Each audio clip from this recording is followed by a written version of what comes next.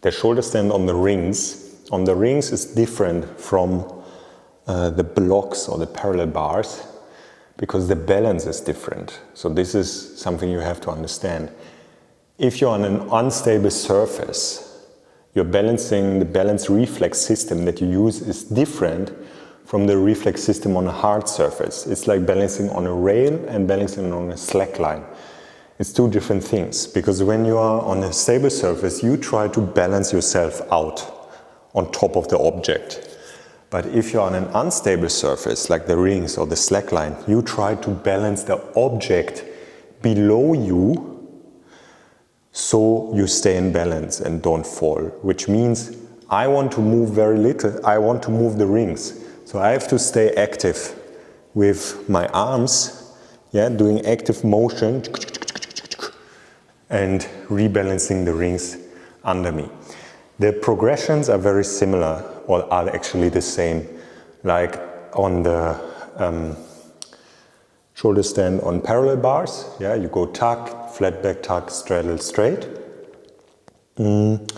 Notice about safety, there are a few things. If you are at a low ceiling and you have to put the rings very low to do the shoulder stand, then in the beginning you should do it with a partner, because I don't want you to fall on your back, or you have something that is very soft, a soft mattress. So when you fall, you just fall on the mat. Okay, but better is if you have something like a higher ceiling and you can put the rings quite high. So now if I fall, I will just sort of do a pull-up in the moment of falling, like pull myself like this, keep it like this, and I will just drop onto the knees. So I will show it onto the feet, not on the knees. Oh, I will show it to you. Yeah. So I'm here, I'm going into the shoulder stand, now I fall. Oh.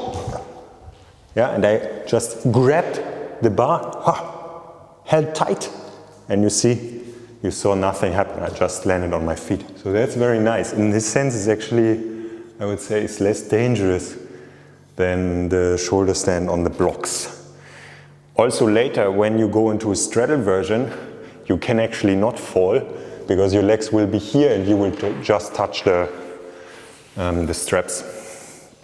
So that's also very nice, because you get the feedback about your position. Actually, yeah, in the sense, the straddle version is the best version to stay at for a while, because it teaches you how the right position in space is. Because as I already said in the teaching of the shoulder stand on the parallel bars, don't think you need to be vertical.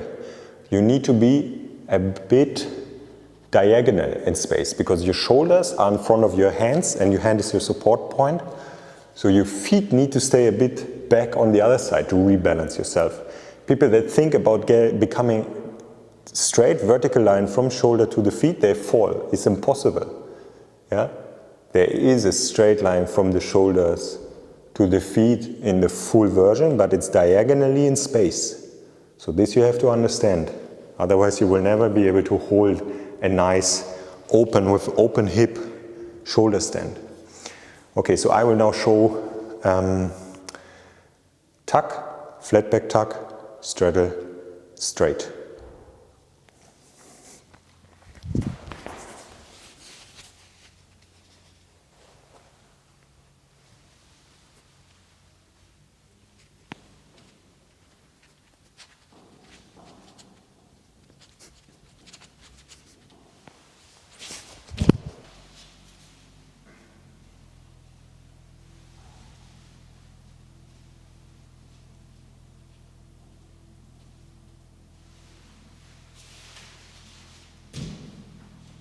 Notice what I did also is I rotated the rings a bit out.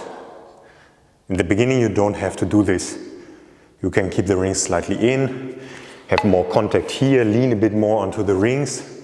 But in the end I would like you to go a bit more out and then really just have contact with your hands to the rings and not anymore with the shoulders to the straps in the full version. Then you can even dip a bit down with your shoulders, okay, to make it a bit more difficult but also show a bit more proficiency in it. All right.